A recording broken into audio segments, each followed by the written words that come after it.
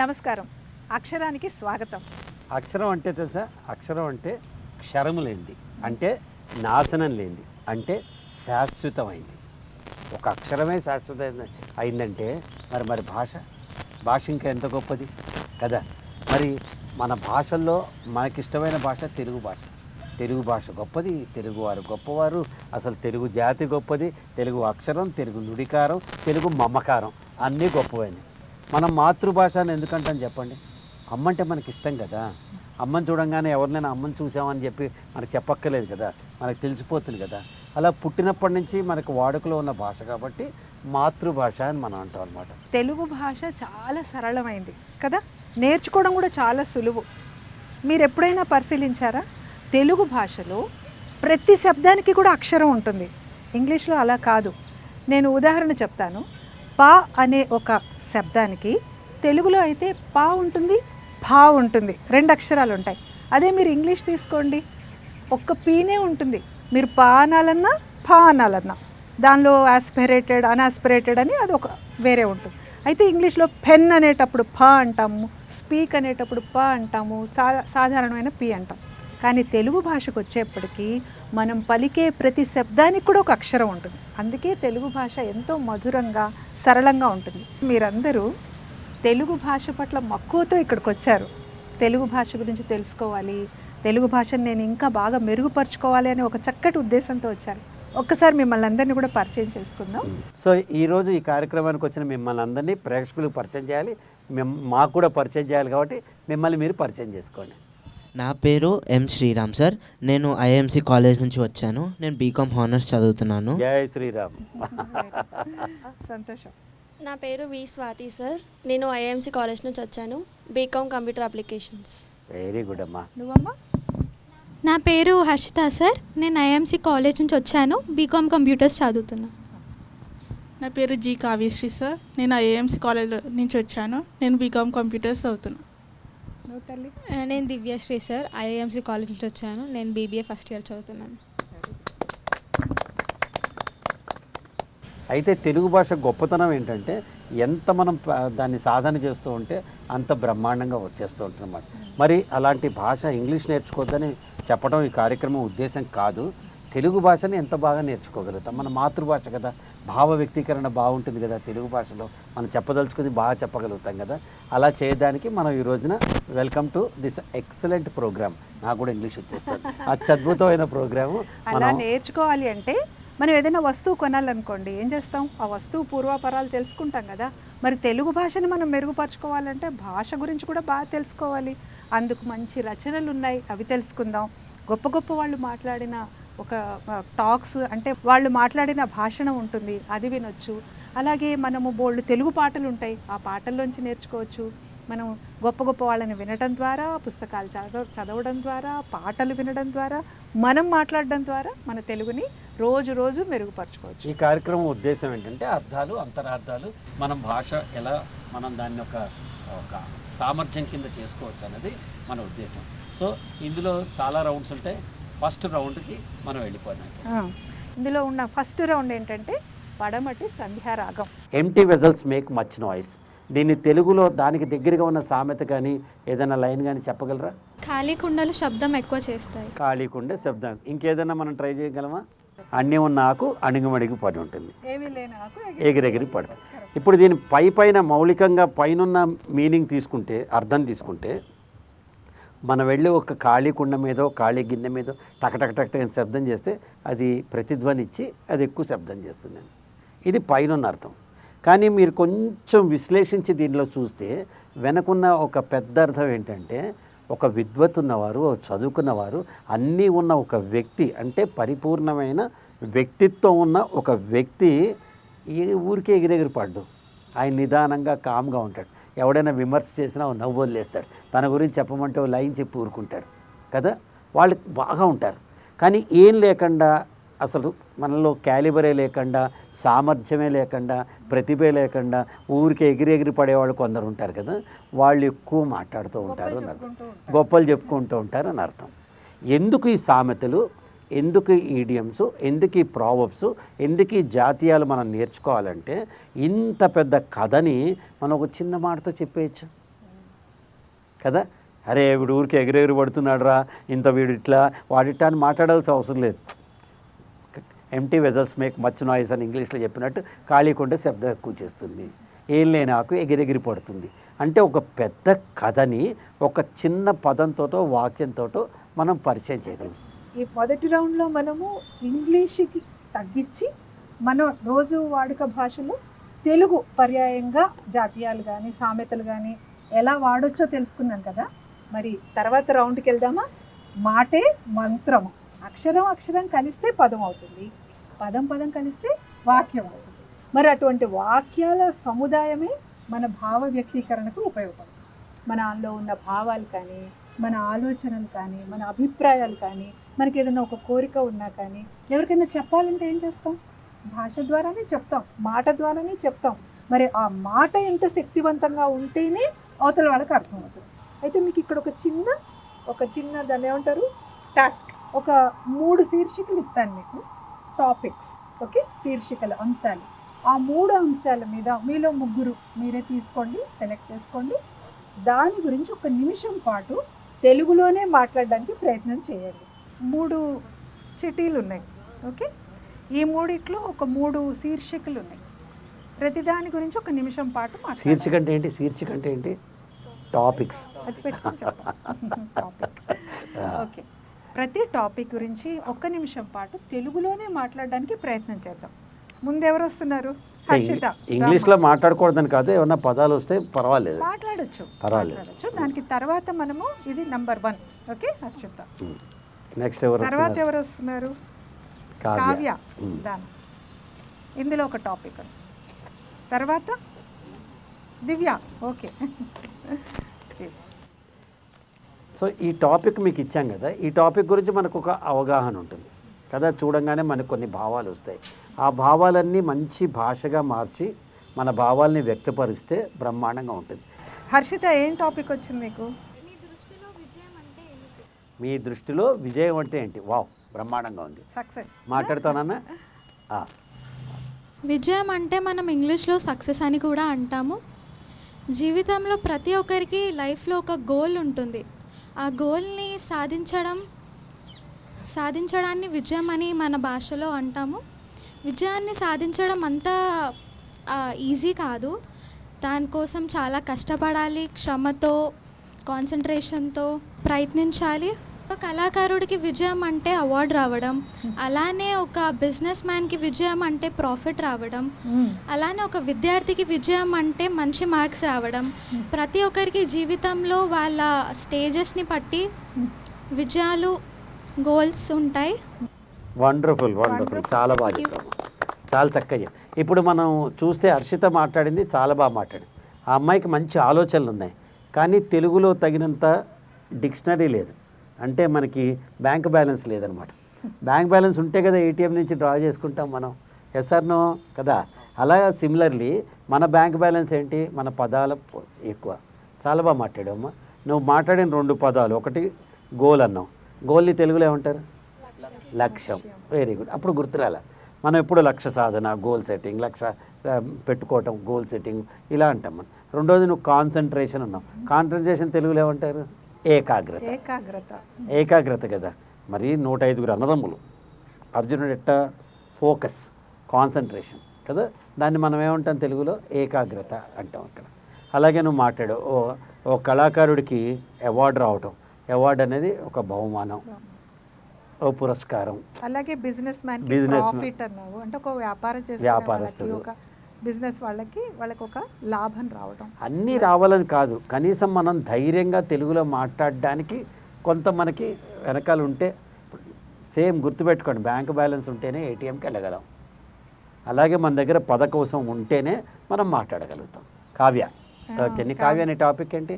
మీ దృష్టిలో ఆనందం అంటే ఏంటి? మీ దృష్టిలో ఆనందం అంటే ఏంటి?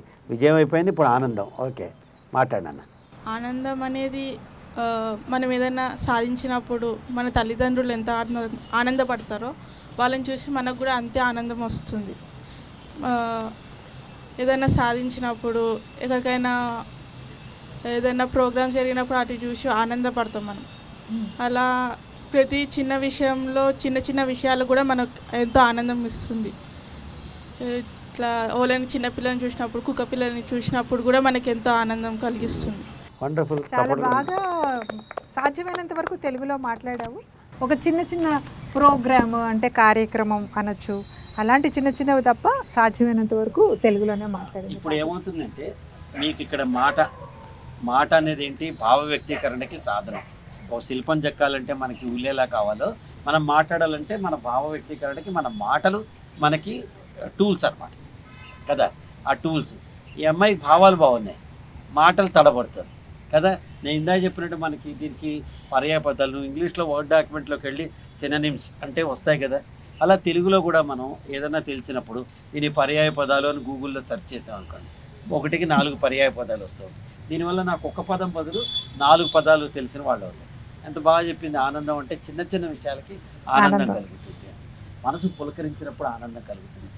ఒక సీతాకోక చిలుకను చూస్తే మనసు పులకరిస్తుంది, అది నాకు ఆనందం కలుగుతుంది. ఒక చిన్న కుక్క పిల్లని చూస్తే నా మనసు పులకరిస్తుంది, దాన్ని దగ్గర చేసుకుని ముద్దు పెట్టుకుంటే నాకు ఆనందం వస్తుంది. ఓ పిల్లి పిల్లని చూసి వర్షంలో తడుస్తుంటే దాన్ని మా తమ్ముడు తీసుకొస్తే అమ్మ బుజ్జిదిరా అని నా మనసు కరిగిపోతుంది, నాకు ఆనందం కలుగుతుంది. మా నాన్న అమ్మ కళ్ళల్లో నా ఫస్ట్ ర్యాంక్ వచ్చినప్పుడు చూసే మెరుపు నాకు ఆనందాన్ని కలిగిస్తుంది. ఇలా మన దగ్గర భాష ఉంటే దాని మీద మనం బాగా మాట్లాడగలిగిన అవకాశం. సాధన చేయటమే మనం ఇట్లా ఎక్కువ భాష నేర్చుకోవటం, సాధన చేయటం. నెక్స్ట్ ఎవరు? దివ్య. నీ టాపిక్ ఏంటి దివ్య? మీ దృష్టిలో చదువు అంటే ఏమిటి? వావ్, మీ దృష్టిలో చదువు అంటే ఏంటి? బాగుంది, చెప్పమ్మా. మన దృష్టిలో చదువు అంటే మనకి మా చదువు చెప్పేది ఒక టీచర్. మన పుట్టుక నుంచి మన టీచర్ ఫస్ట్ మన అమ్మ. మనకి నడక నేర్పిస్తుంది, తినడం నేర్పిస్తుంది, మనం లైఫ్లో చేసే ప్రతి ఒక్క పని అమ్మ నేర్పిస్తుంది. ఆ తర్వాత కిండర్ గార్డెన్, స్కూల్ అవన్నీ టీచర్తో స్టార్ట్ అయిపోతుంది, టీచర్తో ఎండ్ అయిపోతుంది. మన లైఫ్లో చదువు అనేది చాలా ఇంపార్టెంట్. ఎందుకంటే ప్రెసెంట్ జనరేషన్లో అయితే చదువు లేకుండా ఏమీ చేయలేకపోతున్నారు. అది ఎంత చదివినా లాభం లేకుండా పోతుంది. మనం ఎంత చదివితే అంత మంచిది. చాలా వరకు చదవడానికి అందరూ ట్రై చేయాలి, నేను ట్రై చేస్తాను. చదువు అంటే నువ్వు మాట్లాడేది కేవలం మనం చదివే పుస్తకాల్లో చదువు, అదొకటే కాకుండా మనకి లైఫ్లో కూడా మన ఫ్రెండ్స్ అండ్ రిలేటివ్స్, మనకు ఎవరైతే కొత్తగా ఎవరైతే పరిచయం అవుతుంటారో వాళ్ళందరూ మనకు ఒక్కొక్క చదువు చెప్తూ ఉంటారు. మనం నేర్చుకోవాల్సింది కూడా ఉంటుంది. అందులో పాజిటివ్ ఉంటుంది, నెగిటివ్ ఉంటుంది. నెగిటివ్ ఎంతవరకు సాధ్యమైతే అంత తీసేసి పాజిటివ్ నేర్చుకోవాలి మనం. Wonderful wonderful. By for the launch బాగా మాట్లాడింది. ఎక్కువగా ఇంగ్లీష్ పదాలు వచ్చినా కానీ సత్యం మాట్లాడావు. చదువు అంటే కేవలం మన టీచర్లు అమ్మ నేర్పించినే కాదు, మన బడిలో నేర్చుకునేదే కాదు, జీవితంలో కూడా అనేక మంది స్నేహితుల ద్వారా, తర్వాత కొత్త కొత్త వ్యక్తుల ద్వారా, వివిధ విషయాల ద్వారా మనం గ్రహించేది కూడా చదువే. చదువు అంటే ఏంటంటే మనలో ఉన్న ఒక పరిజ్ఞానం పెంచుకునేది, మన విజ్ఞానాన్ని పెంచుకునేది చదువు. అయితే నువ్వు ఎన్ని ఇంగ్లీష్ పదాలు మాట్లాడావు అనేది నీకు తెలుస్తుంది. శ్రీరామ్, నువ్వేమైనా చెప్తావా తను ఎన్ని ఇంగ్లీష్ పదాలు మాట్లాడిందో? తను టీచర్ అని చెప్పింది, ఉపాధ్యాయులు అని చెప్పవచ్చు, ఓకే, ఇంకా ప్రోగ్రామ్ అని చెప్పింది, ఫ్రెండ్స్ అని చెప్పింది, స్నేహితులు అని చెప్పవచ్చు. చాలా బాగా చెప్పింది. మీనింగ్ బాగుంది, అర్థం బాగుంది. ప్రజెంట్ జనరేషన్ అనే బదులు నేటి తరం అనొచ్చు. అలా కొన్ని పర్యాయంగా నువ్వు ఇంగ్లీషు వాడిన పదాలకి పర్యాయంగా నేను తెలుగే మాట్లాడగలను. నువ్వు ఇప్పుడు ఒక మాట్లాడావు కదా, నువ్వు ఇక్కడి నుంచి వెళ్ళిన తర్వాత కూడా ఒక్కసారి నువ్వు ఏం మాట్లాడాను అని నువ్వు ఒక్కసారి ఆలోచించుకుంటే నువ్వు మాట్లాడిన ప్రతి ఇంగ్లీషు పదానికి నేను తెలుగుని తీసుకొచ్చి ఎలాగ అక్కడ పెట్టాను. ఏం చేస్తారు, వంట వండి దాని మీద గార్నిష్ చేస్తారు కదా, పైన అంతా బ్రహ్మాండంగా దాన్ని డ్రెస్సింగ్ చేసి గార్నిష్ చేసి జీడిపప్పులు వేసి మనకు పెడతారు కదా. అలా ఈ మాటే మంత్రం అంటే మాట్లాడడం అనేది మన దగ్గర ఉన్న లిమిటెడ్ రిసోర్సెస్, పరిమితమైన పదాలతో మనం మాట్లాడుతున్నాం కదా. ఇది పరిమితం నుంచి అపరిమితం ఎలా అవుతుంది అంటే మనం ఒక భాండాగారం డెవలప్ చేసుకోవాలి. ఉదాహరణకి మంచి మంచి పుస్తకాలు చదివామనుకోండి, ఆ కొటేషన్స్ ఉంటాయి అక్కడ.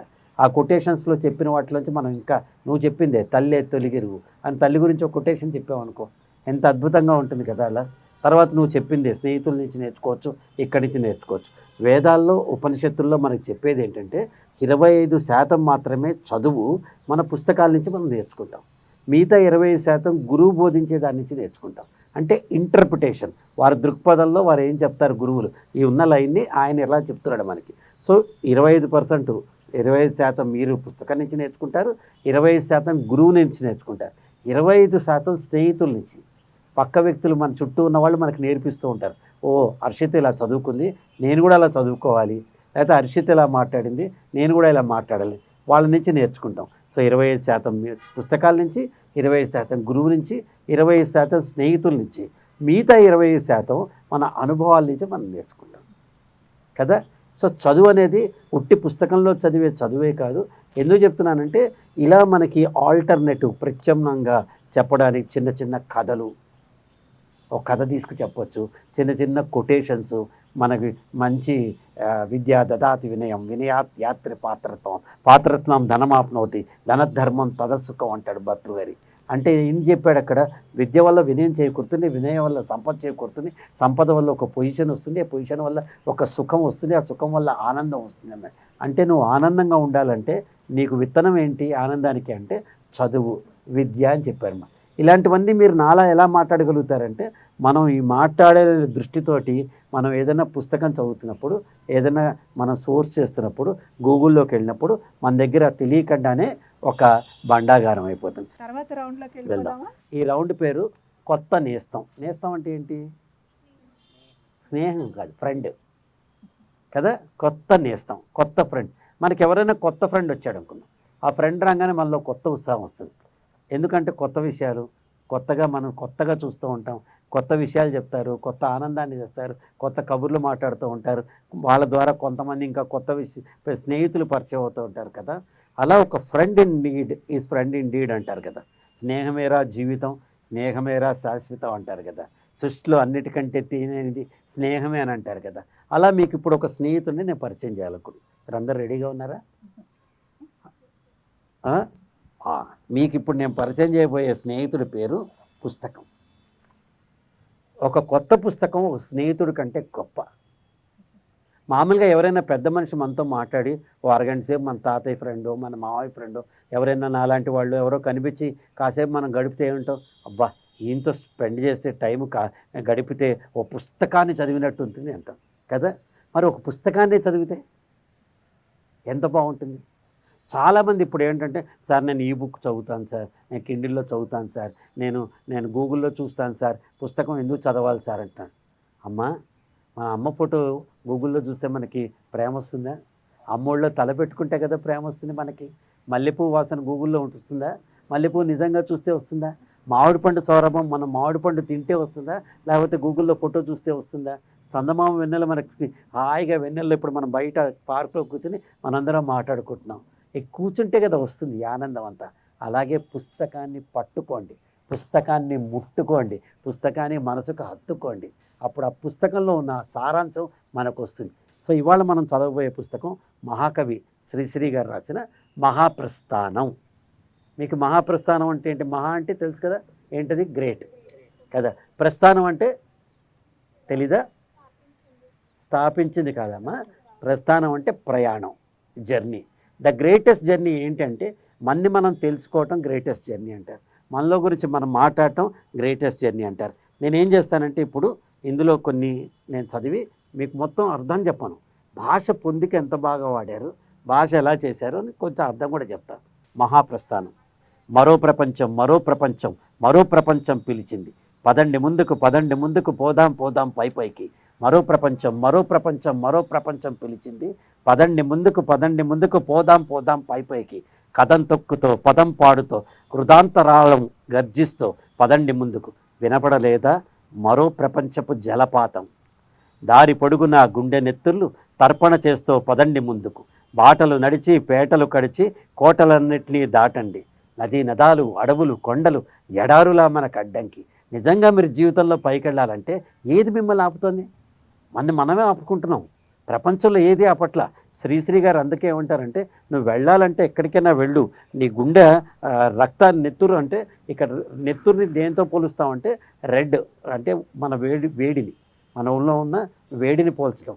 Red is also for revolution, ఒక విప్లవాన్ని పోల్చడానికి మనకి నెత్తుర్ని ఇక్కడ వాడారు అన్నమాట. నెత్తురు అనే పదం వాడారు. ఈయన ఏమంటున్నారు?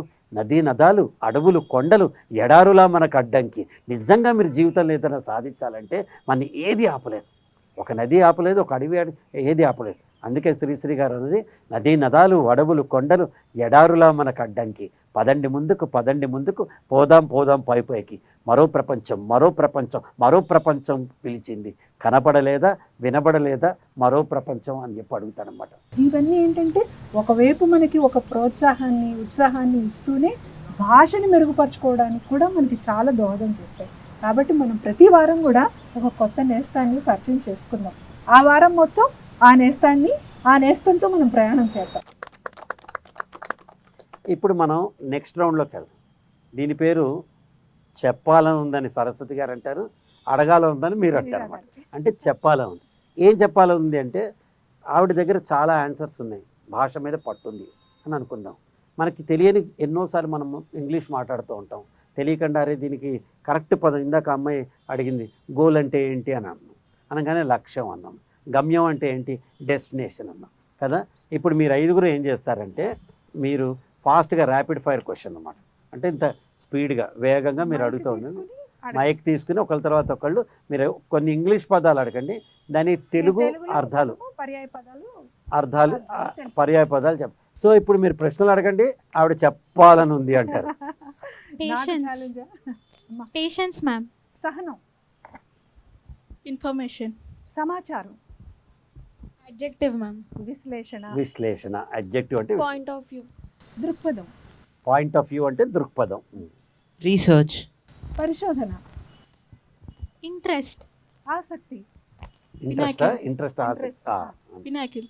పినాకిల్ అంటే శిఖరం, పైన అన్నిటికంటే ఎత్తు, కొన. కన్ఫర్మేషన్. దాన్ని దృఢపరచడం. ధృవీకరణ దృఢపరచడం. అలా బాగానే చెప్పారా? ఒకసారి గట్టిగా చప్పుడు కొట్టేస్తాను వాడికి.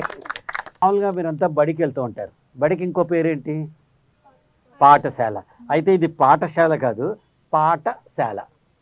అంటే మన పాటలు పాడుకుంటూ ఉంటాం కదా సరదాగా, అలాంటి పాటను తీసుకుని ఆ పాటని మనం పాటలో మనం ఏం చేస్తాం, పాటలు పాడుకుంటూ ఉంటాం కదా, కానీ దాంట్లో ఉన్న అంతరార్థం కానీ మీనింగ్ కానీ భావం కానీ మనం చూడం. తెలుగు పాట ఎంత గొప్పది తెలుగు సినిమా పాట అంటే, ఒకప్పుడు మల్లాది రామకృష్ణ శాస్త్రి గారు, దాని తర్వాత కొసరాజు గారు, శ్రీశ్రీ గారు, ఆరుద్ర గారు, ఆత్రేయ గారు, వేటూరు గారు, సిరివెన్నెల గారు, జొన్నావితుల గారు, అనంత శ్రీరామ్ గారు, చంద్రబోస్ గారు, సుద్దాల అశోక్ తేజ్ గారు, ఇలా ఎంతోమంది తెలుగు పాటని అలా తీసుకుని మనకి ఇష్టంగా తీసుకొచ్చారు. ఈరోజు నిజంగా పాట బతుకుందంటే తెలుగు సినిమా పాట వల్ల తెలుగు సాహిత్యం కానీ అక్షరం కానీ ప్రతి ఒక్కళ్ళ దగ్గరికి చేరుతుంది. అయితే పాట గొప్పతనం ఎలా అయితే చెప్పారో, ఒక మంచి మంచి కవులు మంచి మంచి గీత రచయితలు ఎలా రాశారో, అసలు పాట అవసరం ఏంటి సినిమాలో? ఒక సందర్భాన్ని చిన్న పాట 2.5-3 నిమిషాల్లోనే చెప్పేస్తారు. అది విషాదం అవని, సంతోషం అవని, ప్రేమ అవని, స్నేహం అవని, ఏదైనా సరే సందర్భం, ఆ భావాన్ని ఒక్క పాటలో చెప్తారు. ఎంత గొప్ప పాటలు ఉన్నాయంటే, మనము ఒక్కో వారం ఒక్కో పాటను చెప్పుకుందాం. సీతాకోక చిలుక సినిమా తెలుసా ఎవరికైనా? పాత సినిమా. అందులో పాట ఒకటి అద్భుతంగా ఉంటుంది, అలలు కలలు అనే పాట. తెలుసా నీకు? చెప్పు ఒక్కసారి అలా అయినా. ఒకసారి అన్నమ్మా. అలలు అలలు అలలు కలలు ఎలసి ఎలసి అలసి సొలసి పోయే. Very good. తర్వాత మధ్యలో వస్తుంది ఒక చరణం, నువ్వు పట్టు చీర కడితే అని. పాడు. నువ్వు పట్టు చీర కడితే ఓ పుత్తడి బొమ్మ, ఆ కట్టుబడికి తరించే పట్టు పురుగు జన్మ. నువ్వు పట్టు చీర కడితే ఆ పట్టు పురుగు అంటే the purpose of the life of that. ఎన్ని పట్టు పురుగులు త్యాగం చేస్తే ఒక పట్టు చీర తయారవుతుంది కదా. అన్ని దారాలు తీసుకొచ్చి ఒడికి ఓ పట్టు చీరని నేయడానికి చాలా సమయము, చాలా ఖర్చు. అట్లాంటిది నువ్వు కట్టుకుంటే ఆ పట్టు చీర, ఆ పట్టు పురుగు జన్మే ధన్యమైపోయిందని వర్ణిస్తున్నాడు. సినిమా పాటని వినటానికి మాత్రమే వాడద్దు, సినిమా పాటని అర్థం చేసుకోవడానికి, ఆకలింపు చేసుకోవడానికి, భాషని పెంపొందించుకోవడానికి, భాష పద ప్రయోగాన్ని అర్థం చేసుకోవడానికి, పదాల పొందిక ఎంత బాగా వర్ణించారు అనేది ఒక్కొక్క రచయిత ఒక్కొక్క రకంగా చేస్తారు కదా. కాబట్టి ప్రతి వారం మనం ఒక పాట గురించి మనం మాట్లాడుతున్నాం. కార్యక్రమంలో చివరిగా మనం ఒక మంచి కొటేషన్, ఒక మంచి వాక్యాన్ని తలుచుకుందాం. డాక్టర్ అప్పజోడు వెంకట సుబ్బయ్య గారు చెప్తారు, రామాయణాన్ని పఠిస్తే, పారాయణం చేస్తే పుణ్యం వస్తుంది, కానీ ఆ పారాయణాన్ని అర్థం చేసుకుని దానిలో ఉన్న అంతరార్థాన్ని తెలుసుకుని మనం గనక పారాయణం చేస్తే ఆ దాంతో పుణ్యంతో పాటు పురుషార్థం కూడా వస్తుంది అంటారు. మీరు కూడా చదువుకుంటున్న పిల్లలు ఆ పుస్తకాన్ని కేవలం బట్టి పట్టి పరీక్ష కోసం చదవకుండా ఇష్టపడి దానిలోని సారాంశాన్ని తీసుకుని చదివితే మనకి దాని యొక్క అర్థం తెలుస్తుంది. తెలుగు భాష గొప్పదైన భాష. తెలుగు అక్షరం అంటేనే మన మనసు పులకరించిపోతుంది. అలాంటి తెలుగు భాషని మీరందరూ బాగా నేర్చుకోవాలి. మీరు ఏ చదువులు చదివినా ఆ చదువుల్లో మీరు ప్రథమ స్థానంలో ఉండాలి. 10 మంది చేత మెచ్చుకోవాలి. ఏ దేశం ఎగినా ఎందుకు కాలిడినా పొగడరా నీ తల్లి భూమి భారతిని అన్నారు. అలా మన భాషని, తెలుగువారి గౌరవాన్ని రేపు మీరు ఆస్ట్రేలియా వెళ్ళినా, అమెరికా వెళ్ళినా, యూరోప్ వెళ్ళినా, ప్రపంచంలో జపాన్ వెళ్ళినా, ఎక్కడికి వెళ్ళినా తెలుగు భాషని మర్చిపోకుండా ఖండాంతరాలకి వ్యాపింప చేయాలి. మీ మనసులో తెలుగుకి ఒక సుస్థిరమైన స్థానం ఉండాలని ఆశించడమే ఈ ప్రోగ్రాం యొక్క సంకల్పం. మీ అందరికీ అక్షర నమస్సులు.